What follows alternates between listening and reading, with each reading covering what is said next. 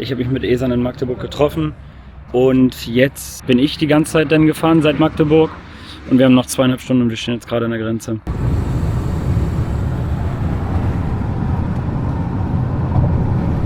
Und jetzt haben wir noch knapp 2 Stunden auf der wilden Fahrt. Und das könnte mir so schmecken.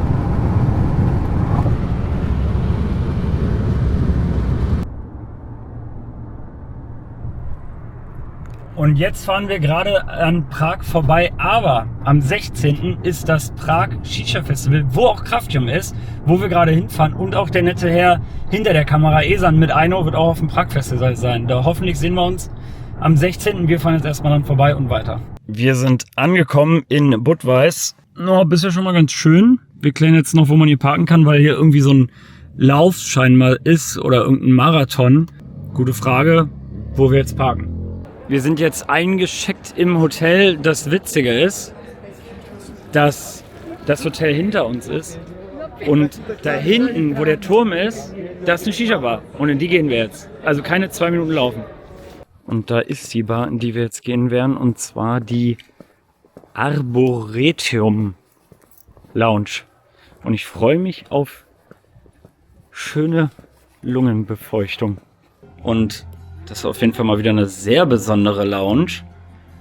Also hier kann man sich auf jeden Fall gut gehen lassen. Wir haben uns mit dem Besitzer von Kraftium getroffen.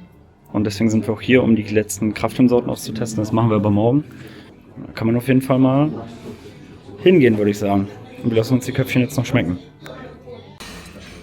Willkommen am nächsten Tag. Die Stimme hat gestern etwas gelitten. Auf jeden Fall wird jetzt Feisen geschmaust. Und wir gucken einfach auf den Hauptplatz. Und bevor wir uns mit Václav treffen, gibt es jetzt erstmal noch eine der neuen beiden Aino-Sorten. Den Forbidden Fruit auf den XK, kurze Betankung, zweites Frühstück. Ja, und hier ist jetzt gleich der Marathon. Der rennt auch mit. Gib alles, Junge. Das hat original vor 10 Sekunden gestartet. Jetzt fahren wir Richtung Fabrik und wir sind in einem Autofahrstuhl. Wir standen ja auf dem Dach und es sieht einfach aus, als wenn sich alles um uns herum bewegt. Was sagst du dazu, Esan? Man kann das auf dem Video nicht erkennen, aber wenn du jetzt mal nach links die Kamera hältst, siehst du, dass der Wagen steht und die Ebene um uns herum auch. Und wenn du die Wand vorne anschaust, siehst du, dass das wie so ein Roller, man merkt auch gar nichts. Hochfährt, ne? Man merkt halt wirklich gar nichts. Ja. Es ist ganz eigenartig. Ja, ab zur Fabrik. Also, wo es produziert wird. Jetzt sind wir angekommen, wo die erste Produktion war. Die sind jetzt aber genau in dem Punkt umgezogen. Und oben ist einfach ein Budweiser-Logo drauf, was natürlich die Biermarke ist, die aus Budweis kommt, wo wir uns befinden. Und jetzt sind wir mal drin in der alten Produktionsstätte. Wir fahren auch gleich noch zu der neuen. Wir haben auch ein paar Maschinen gesehen, ein bisschen Rohtabak. Und hier haben wir jetzt zum Beispiel das schöne Tabakregal, wo wir zum Beispiel den Lemon Lime haben. Noch in der tschechischen Variante natürlich und wird natürlich dann auch auf der Shisha-Messe zu sehen sein. Oder auch eine schöne Sorte wie den Kreuzkümmel. Den müsst ihr auf jeden Fall probieren auf der Messe. Ich sorge dafür, dass er am Kraftium-Stand steht. Und jetzt sind wir bei der neuen Fabrik. Ne? Kraftium ist nicht riesig, ist klein. Deswegen gucken wir uns mal an, wie es da ist. Und jetzt stehen wir in der neuen Fabrik. Aber was soll ich euch sagen? Wir sind genau zu einem Zeitpunkt hier, wo von der alten in die neue umgezogen wird. Und deswegen sieht es natürlich noch etwas, in Anführungszeichen, rümpelig aus, weil man mitten im Umzug drin steckt. Und ich werde auf jeden Fall nochmal herfahren, dann werden wir uns das angucken, vielleicht nach dem Prag-Festival. Und dann wird doch alles, denke ich, hier aufgebaut sein. Es fühlt sich wirklich so an, als würde wirklich das Haus sich bewegen. Man merkt einfach gar nichts. Und jetzt werden die Sorten getestet. Da ungefähr wieder ist das Hotel, wo wir nächtigen. Jetzt geht's hier runter, dann nach rechts und da ist direkt die Bar. Also direkt da an der Straße ist das schön, wie schön kurz man hier die Wege hat. Und da ist die Bar, da werden wir jetzt testen gehen.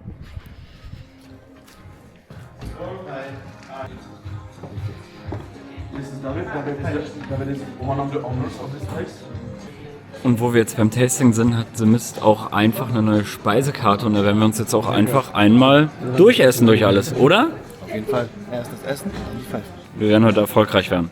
Und jetzt beginnen wir mit dem Tasting, welche Sorten denn final kommen und was man vielleicht doch noch leicht abändern muss. Wir hatten ja schon mal bei Esan ausgetestet. Wir haben auf der Seite einen Erdbeere, hier haben wir Yellow Apple und dort haben wir Zitrus. Der hat mir zum Beispiel in Osnabrück gar nicht gefallen, den finde ich jetzt schon weit besser. Von den ersten 3 Sorten kann ich euch bisher berichten, der Erdbeere ist überragend. Das ist wirklich eine sauleckere Erdbeere. Yellow Apple ist auch sehr gut, aber wir warten noch auf den Green Apple ab, ob er nicht vielleicht noch besser ist. Wäre vielleicht ähnlich eine Sorte, die direkt fertig wäre. Der Zitrus hat für mich noch 180-Grad-Wende gemacht. Den fand ich vorher am schlechtesten in Osnabrück. Den finde ich jetzt schon nicht schlecht. Aber wir haben ja noch einige Runden vor uns und wir testen weiter. Aber den Erdbeere, der kommt. Und der kommt auch so. Und der ist geil. Es geht in die nächste Runde mit Essen und egal wie es heißt, keine Ahnung, wie sagt Chicken mit Reis und Gemüse drauf, es ist brutal lecker. Sehr lecker, wenn ihr mehr seid. Und es geht in die nächste Pfeifenrunde mit den nächsten 3 Sorten. Jasmin und die anderen sage ich euch gleich. Pan, rote Früchte, Blackberry und Jasmin. Feedback dazu. Beim Pan rote Früchte sind leider die roten Früchte sehr runter gegenüber, wo wir in Osnabrück getestet haben, aber für den Pan sehr lecker. Vorher hat er gar nicht nach Pan geschmeckt, jetzt schmeckt er aber nach Pan. Der Blackberry ist schön vielschichtig, schmeckt gefühlt wie ein Mix, wie alle Blackberries, die wir auf dem Markt haben. Das Beste rausgezogen, richtig viele Layers drin. Der Jasmin, sehr geil. Also wirklich auch eine komplette Veränderung zu der Osnabrück-Version. Und ich habe noch jemanden, der findet den sehr geil. Ihr kennt mich ja als Esan von Einung. Wir werden der Distributor vom Krafttabak sein, die uns hier überzeugen. Und bislang haben wir 6 Flavors geraucht, wo mindestens 4 bombastisch waren. Was mir persönlich am meisten gefallen hat, ist Jasmin. Der ist überragend. Ich könnte den pur so wegrauchen. In einem Mix wird er diese besondere Note sein, die ihr braucht, um aus jedem gewöhnlichen Mix etwas Außergewöhnliches zu machen. Also freut euch auf das Produkt, was wir für euch nach Deutschland bringen werden. Es wird unfassbar gut. Und ich sehe das als Hersteller von Einung, nicht als Wettbewerb, sondern als Bereicherung vom Markt. Du kannst nicht tagtäglich das Gleiche rauchen oder dasselbe rauchen. Und wenn eine Sorte oder ein Produkt gut ist, dann hat es eine Existenzberechtigung. Dieses Produkt aber sowas von verdammt nochmal. Ihr werdet sehr, sehr bald in den Genuss kommen und genau das bezeugen, was wir hier gerade erleben. Ein unfassbar leckeren Geschmack. Also freut dich drauf. Nächste Essensrunde. Shrimps und Nudeln. Nächste Pfeifenrunde folgt danach, nach der sehr erfolgreichen. Dort haben wir die erste Version nochmal vom Erdbeere, finde ich aber den zweiten tatsächlich besser, weil er einfach tiefgründiger ist. Hier haben wir den Lemon Lime, finde ich besser als Zitrus. Der kann auch so kommen. Drachenfrucht, muss ich ehrlich sagen, ist die verrückteste Drachenfrucht, weil Drachenfrucht, ich habe schon mal eine in Thailand gegessen, die schmeckt eigentlich nach nichts, aber die Drachenfrucht, die schmeckt nach dem, wie eine Drachenfrucht schmeckt, was ich bisher noch nicht hatte. Und der muss aber nur ein bisschen intensiver. Aber ich denke, das kriegt man hin. Kurz einen dazwischen, das ist der Cumin, das Kreuzkümmel. Bevor die nächsten 3 kommen. Feedback. Wenn man den pur raucht, ist der sehr außergewöhnlich. Eine Sache, an die man sich gewöhnen muss. Für Liebhaber von Produkten aus Kitchen Lines ist das definitiv etwas. Und auch hier habt ihr dann einen Flavor, der wieder mit 10-15% in so ziemlich jeden Mix gut reinpasst, um dem Ganzen etwas Besonderes, Außergewöhnliches zu geben. Extrem abgefahren, pur zu rauchen, eine neue Erfahrung, die man vielleicht auch mal machen sollte, zumindest einmal, aber in einem Mix kommt der wirklich sehr, sehr lecker. Und das ist halt eine Sorte, die safe kommen muss, weil noch nie geraucht. Und am meisten erinnert er mich an afghanisches Essen. Das ist so verrückt, der Flavor. Wenn der kommt, probiert den zwingend auf der Messe. Also ich weiß, das mag nicht jeder, aber das ist ein eigenartiger Geschmack, das ist verrückt. So leicht, selbst wenn du so auspustest und das zu mir zieht, so leicht pfeffrig. Ja, das ist spannend. Das ist eigentlich die letzte Runde, da fehlt aber noch einer. Wir haben jetzt hier gerade die beiden, das sind mal beides Tests, die mal probiert worden sind, auch noch nicht lange eingezogen sind. Deswegen sage ich noch nicht zu. Das in der Mitte, wenn man hier sitzt und riecht brutal, muss aber definitiv intensiver, sage ich aber noch nicht, was ist. Das linke bleibt sehr geil im Mund, ist aber auch einfach zu wenig von der Intensität. Und rechts ist der Cranberry, fand ich, wo wir in Osnabrück waren, den besser, weil hier fehlt jetzt komplett die Säure. Und im Endeffekt das, warum ich Cranberry hasse, das fehlt. Das ist schwierig zu erklären. Es könnte alles andere sein. Also die Runden davor waren auf jeden Fall besser, wo man sagen kann man safe rausbringen. Das wäre so ein, muss man noch dran fallen. Cranberry haben wir gemerkt, dass die Sorte zwar gut ist, aber nicht spektakulär, nicht besonders, nicht überzeugend oder umwerfend genug. Deswegen würde ich diese Sorte jetzt aus der Liste streichen, im Hintergrund daran arbeiten lassen Und wenn wir dann sagen, das ist top, das ist perfekt, das muss kommen und erst dann wird er auch kommen. Also die gleichen Ansprüche, die wir sonst bei unseren eigenen Produkten haben, wie zum Beispiel Ein- oder Ocean Tabak, die gleichen Ansprüche setzen wir hier auch an und deswegen wird an Cranberry noch gearbeitet. Und man muss sagen, hier waren schon Sorten bei, die sind perfekt. Also sind schon heute einige Treffer bei. Und die letzte Sorte ist mein Favorit. Faust. Schwer zu sagen, ist das wirklich mein Favorit? Es ist zwar der 38. Bärenmix, aber er hat mal wieder einen getroffen, der anders ist als anderen Bärenmixer. Ich finde ihn gut. Schön ausgewogen, schön intensiv, so wie ein Bärenmix sein muss. Und ich wollte euch einmal den Kopfbau zeigen, so wie sie uns die Köpfe gebaut haben. Und da kann ich noch auf einen Elefanten im Raum eingehen. Und zwar geht es um den Schnitt von Craftium. Craftium wird zur Messe keinen perfekten Schnitt haben. Er ist leider etwas grob. Man kann ihn aber zum Glück nachschneiden, was ihr auch gleich sehen werdet, dass er ihn noch etwas kleiner und etwas feiner schneidet. Nach der Messeproduktion wird aber einen anderen Schnitt haben als auf der Messe, weil es wurde sich noch um eine Tabakmaschine gekümmert, die den Tabak schneidet. Aber leider schafft er das nicht zur Messe, dass die Maschine auch da ist. Aber man kann das ja zum Glück selber nachschneiden, was wir jetzt hier auch sehen werden, dass einfach mal komplett es etwas kleiner geschnitten wird, so dass es etwas feiner ist, wenn man teilweise schon ein paar große Stücken drin hat. Und einfach, wenn er feiner ist, dann läuft er auch besser. Aber mir ist zu grob besser als zu fein, zu matschig, zu viel Molasse oder zu klebrig. Ich bin ansonsten vom Feuchtigkeitsgrad bei Craftium echt zufrieden. Wenn man in die Dose reinschaut oder generell, wenn man sich das anschaut, ist das einfach nicht so klebrig. Und hier wird jetzt auch per Hand gebaut. Und ja, das ist ein ganz normaler Kopfbau. Er baut zwar relativ hoch, muss ich sagen. Aber gut, da hat ja jeder seinen eigenen Kopfbaustil. Ich habe Craftium selber schon gebaut. Ich komme damit super klar. Und wenn das etwas feiner ist, wirklich, dann läuft er etwas besser. Deswegen, das ist das einzige Aber. Aber das ist ein guter Tabak. Und da ist der Schnitt die Sache, die man verändern kann. Es wäre viel schlechter, wenn die Aromen nicht gut wären. Die Aromen sind gut. Bei Mist. Es war wundervoll. Super Bedienung. Lohnt sich definitiv, hier mal vorbeizuschauen. Im Mist. Preise schreibe ich euch mal hier hin. Das ist zwar jetzt nur so kurz über die Bar, aber lohnt sich definitiv mal herzugehen. Schöne Bar.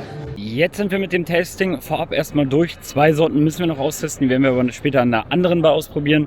Und wir gehen jetzt erstmal mit den gesamten Mitarbeitern von Craftium was essen, und ich bin kurz zum Hotel gelaufen. Ich wollte euch einfach mal kurz diesen Platz zeigen, weil das vorhin einfach gar nicht möglich war, weil hier der Marathon war. Das ist ein schöner Platz. Ist relativ kompakt, zum Beispiel gegenüber Prag, aber ist echt schön. Vor allem hier ist alles direkt. Also ihr müsst euch mal vorstellen, da Hotel, da beim Turm, 2 Minuten Laufen vom Hotel, ist die eine Bar, wo wir gestern waren. Da runter. Und die erste nach links war The Mist. Und jetzt gehen wir die Straße hoch und hinter dem Haus in dem Sinne, da ist da, wo wir jetzt essen gehen. Es ist komplett crazy. Es ist hier super, alles kompakt. Aber schön. Sehr schön. Ja, ich gehe mal hin. Die warten schon auf mich. Das ist meine 3. tschechische Stadt, die ich jetzt sehe. Und die sind einfach alle so schön alt und so schön. Das Gebäude wird man jetzt von weitem nicht sehen. Das Gelbe da, das ist richtig schön. Und wir sind jetzt raus aus dem Restaurant und ich muss ehrlich sagen, der Gulasch hatte ganz schön viel Rotwein.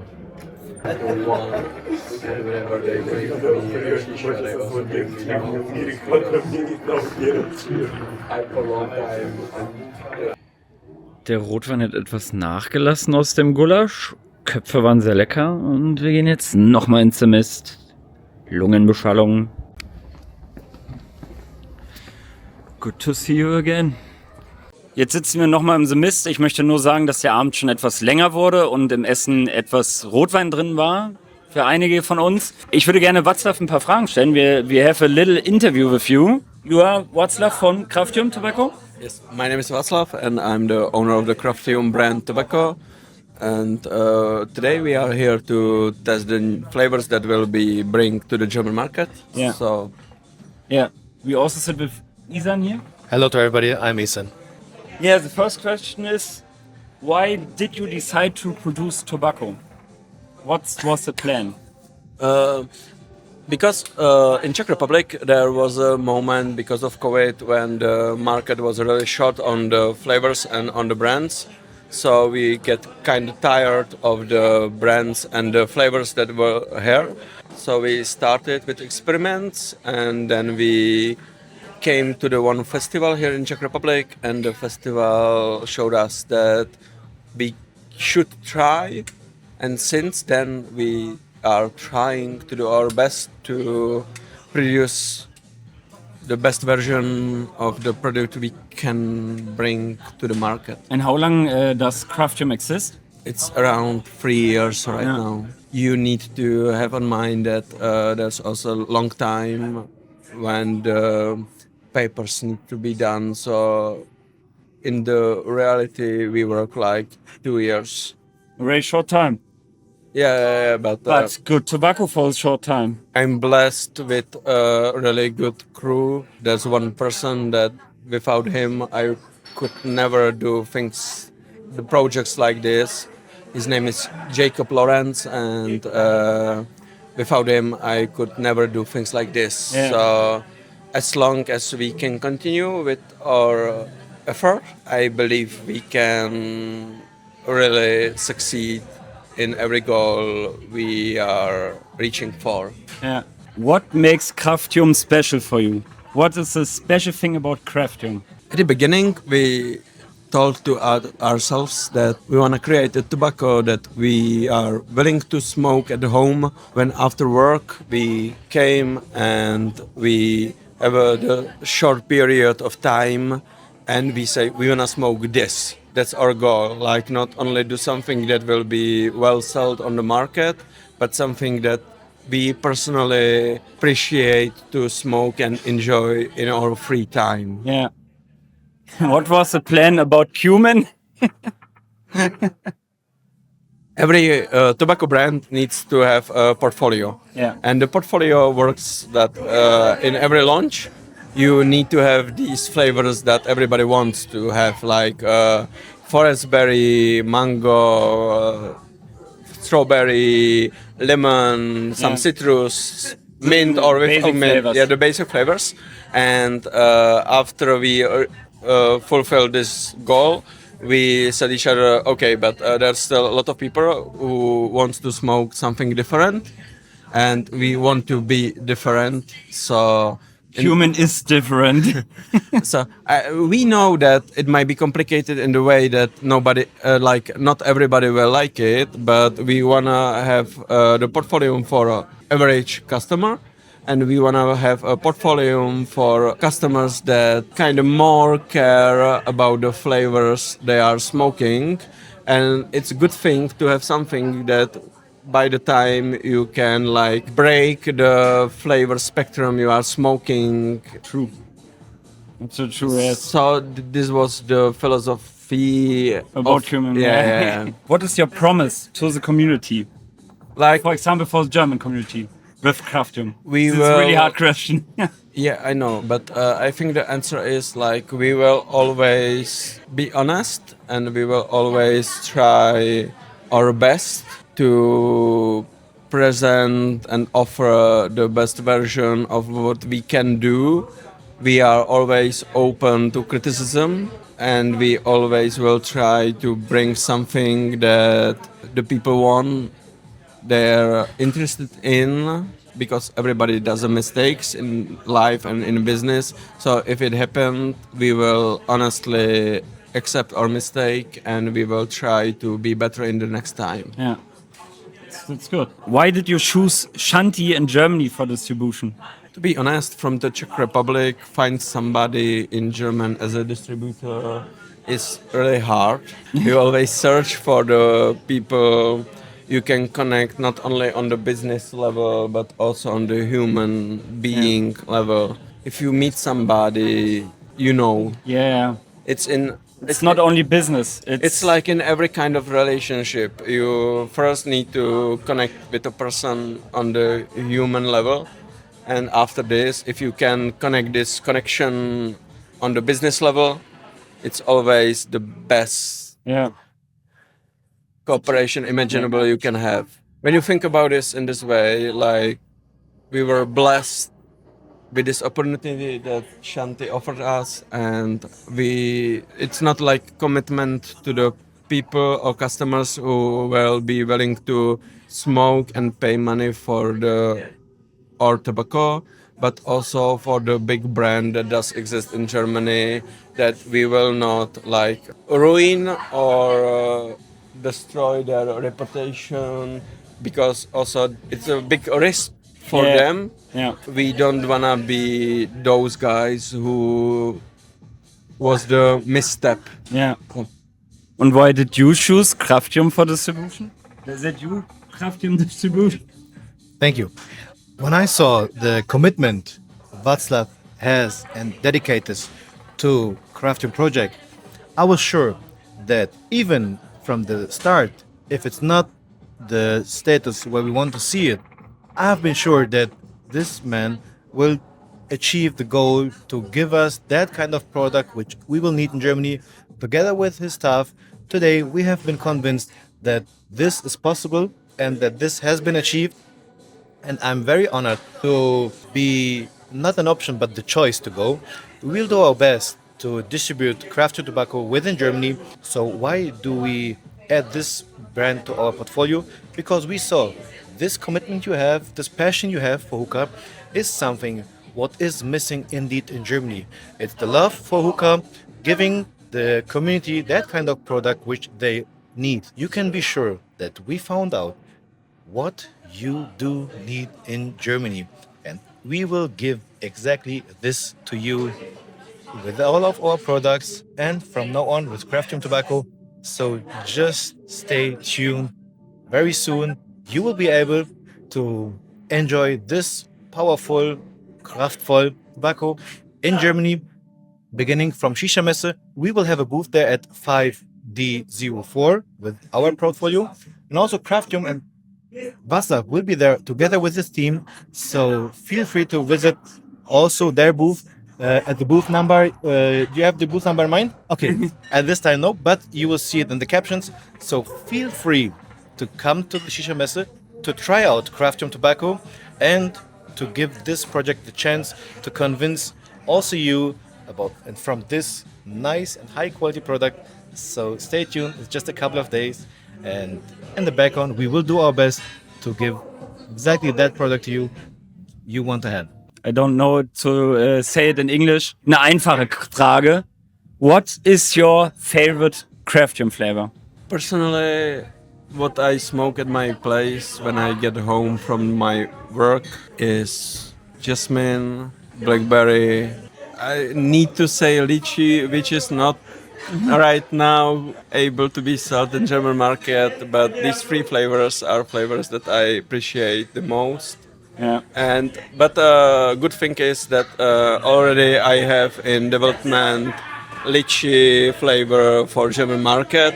So the fact that it's not reachable right now doesn't mean it will not be in the future. I believe and I'm convinced that also the lychee flavor will be prepared in time. Hopefully. Thank you very much for the interview, and we see us in the video. And see you on Shisha Messe at Craftium Booth. Einen wunderschönen guten Morgen, meine Freunde. Ich muss hier noch mit der Kamera umgehen können. Hier mit Joystick kann man hin und her bewegen. Schön, dass ich das am Ende sage, dass die Kamera neu ist, nicht, dass ihr verwundert seid. Genau, ich genieße jetzt noch mein Köpfchen und dann wird es gleich losgehen. Der Abend war gestern noch bis fast 3. Und ihr habt sicherlich auch im Interview gemerkt, das war auf jeden Fall gestern ein sehr anstrengender Tag, aber ein sehr erfolgreicher Tag. Aber da werde ich in der nächsten Sequenz mit Esa nochmal auf der Fahrt reden. Und nun sind wir wieder auf der Rückfahrt von Tschechien wieder nach Deutschland, beziehungsweise von Craftium zurück. Und ich wollte nochmal zum Ende so ein endgültiges Fazit, beziehungsweise auch über die Sorten sprechen, die dann kommen werden von Craftium. Also die Fahrt hierhin hat sich definitiv gelohnt. Wir hatten ja in Osnabrück schon mal einige Sorten ausgetestet, die wurden nochmal etwas angepasst. Und das ist auf jeden Fall ein gutes Produkt bis zu perfekt. Zum Beispiel der Jasmin oder zum Beispiel der Blackberry. Man merkt wirklich eine Steigerung. Klar habe ich zwar auch nicht das komplette Werk gezeigt wegen Umzug und allem, aber man sieht auf jeden Fall eine Werkverbesserung, wie sich angestrengt wird, wie dazu gearbeitet wird an dem Produkt. Und ihr habt es ja selbst im Interview gehört, wie einfach da auch eine Hingabe zu ist, dass er hinter seinem Produkt steht, das dann bald nach Deutschland kommt. Warum, wieso, weshalb, wie kommt Craftium nach Deutschland? Bevor wir über die Sorten reden, die euch gleich Esan vorlesen wird. Ihr kennt die Esan von Eino. Neben Eino gehört ihm natürlich auch mit seinen Brüdern bzw. der Familie die Firma Shanti, und zu Shanti gehört Ocean, Eino, Zauberwürfel und natürlich Mataleon, und sie haben nebenbei natürlich noch den Großhandel, und deswegen ist Esan der Vertrieb von Craftium Tobacco. Und an der Stelle muss ich noch eine Sache ergänzen. Bevor wir nach Tschechien gefahren sind, und überhaupt war das sehr kurzfristig, also ich habe in der letzten Woche Donnerstagnacht vom Václav die Rückmeldung bekommen, hey, wir können uns treffen und das finale Testen der Sorten an diesem Wochenende durchführen. Wir sind, muss ich sagen, mit sehr wenig Erwartung dahin gefahren, weil beim Tasting in Osnabrück, als auch das Team Kraftium da war, David war dabei, Marvin war dabei, Aljoscha war dabei, die Sorten waren gut und dann ging das Ranking aber nach unten hin bis, das ist gar nichts. Man muss ehrlich sein. Und ich hätte nicht gedacht, dass das Team Kraftium es schafft, in dieser Zeit das Produkt so anzupassen, dass wirklich alle Wünsche berücksichtigt wurden. Also sämtliches Feedback, was da abgegeben wurde, wurde im Endprodukt so berücksichtigt, dass wir an diesem Wochenende festgestellt haben, du kannst 8 Sorten safe bringen, weil die perfekt sind. Und das muss man vor allem noch sagen, dass wir mit einem komischen Bauchgefühl hin sind, natürlich ein bisschen Angst, saßen dann in der Bar und wo ich den Wild Strawberry geraucht habe, war schon, ja okay, das wird heute schon gut, denn noch die anderen beiden waren, also nicht gut ist die Sorte, die ist das perfekte Erdbeere für mich. Die anderen beiden waren auch super und dann die nächste Runde waren alles 3-Banger. Das war die Blackberry, Jasmin und, ich weiß gar nicht mehr den dritten. Da ist mir dann auch so ein bisschen und auch ESA natürlich so ein bisschen, wie soll man sagen, nicht Angst, aber man war dann, okay, die haben es geschafft, sie haben ihr Versprechen gehalten und haben die Sorten verbessert. Ja, da ist wirklich ein Stern vom Herzen gefallen. Bei der Erdbeere, also bei Wild Straps, da war er beim letzten Mal schon gut. Da war das noch nicht, also erst nach der zweiten Runde, wo wir 2x3 Pfeifen getestet haben, habe ich gesagt, okay, das geht sehr in die richtige Richtung. Und ich war auch darauf eingestellt, dass wir nach Tschechien fahren und mit 0 Ergebnissen und mit 0 bzw. nur einer fertigen Sorten wieder zurückkommen und sagen, gut, wir stellen dann den bisherigen Stand auf der Messe vor und dann wird daran gearbeitet, weil das war das Versprechen von Kraftium, dass sie die Sorten dann bringen möchten, wenn sie uns überzeugen. Und das haben wir auch zuvor klar signalisiert, dass wir gesagt haben, ihr dürft nur nach Deutschland kommen, wenn das Produkt perfekt ist, wenn euer Produkt sich neben andere gute Produkte stellen kann und man sagen kann, das hat eine Existenzberechtigung, das braucht der deutsche Markt. Und man kann wirklich bei diesen Sorten, die ich euch jetzt vorlesen werde, sagen, diese Sorten und ganz gleich für welche ihr euch entscheidet, ihr werdet überzeugt sein, dass das ein verdammt gutes Produkt ist. Die Sorten, die es nach Deutschland schaffen werden, direkt zum Start und zum Release der Marke auf der Shisha-Messe in Frankfurt, werden sein Blackberry, Lemlime, Radical, Wild Straps, Craftberry, dann der Jasmine, der Cumin, ist übrigens Kreuzkümmel, an der Stelle, das ist eine Sorte, wo man den nachher ein bisschen erklären muss, und Patchouli. Diese 8 Sorten sind die Sorten, mit denen Kraftium in Deutschland starten wird. Ihr werdet das Produkt in 100 Gramm Einheiten bekommen können, zu einem Preis von 19,90 €. Ich bin sehr überzeugt von diesem Produkt. Ich stehe genauso wie bei all den anderen Marken von uns genauso dahinter und spreche da im Namen meines Teams und meiner Familie und würde sagen, ich hoffe, dass euch das Video Spaß gemacht hat. Ich hoffe, dass wir euch transparent und offen zeigen konnten, wie die Entwicklung des Tabaks war. Wir nehmen euch hier also auf eine Reise mit. Ich bin sehr gespannt, wo die Reise für Kraftium hingehen wird. Nicht nur auf dem deutschen Markt, sondern auch auf dem internationalen Markt. Und wünschen als Vertreter nur alles Beste. Und das hat dieses Produkt und dieser Geist dahinter diesem Produkt wirklich verdient. Also gebt der Sache eine Chance, probiert das aus und ihr werdet nicht enttäuscht sein. Das verspreche ich euch. Also es wird den Tabak dann übrigens auch nicht nur dann bei uns in den Online-Shops geben, sondern auch in jedem anderen gut soliden Shisha-Shop, sowohl online als auch offline. Also wir werden da einen gleichzeitigen Marktstart hinlegen. Nur eben dem voran wird es den Release auf der Shisha-Messe geben. Also ihr werdet alle in den Genuss von Kraftium kommen, wenn ihr es wollt. Und ich bedanke mich dafür, dass ihr bis jetzt zugesehen habt. Ich wünsche euch eine tolle Zeit und freue mich, euch alle auf der Shisha-Messe bei uns am Stand zu sehen. Und dann werden sehr leckere Köpfe geraucht. Daumen hoch, wir sehen uns im nächsten Video wieder.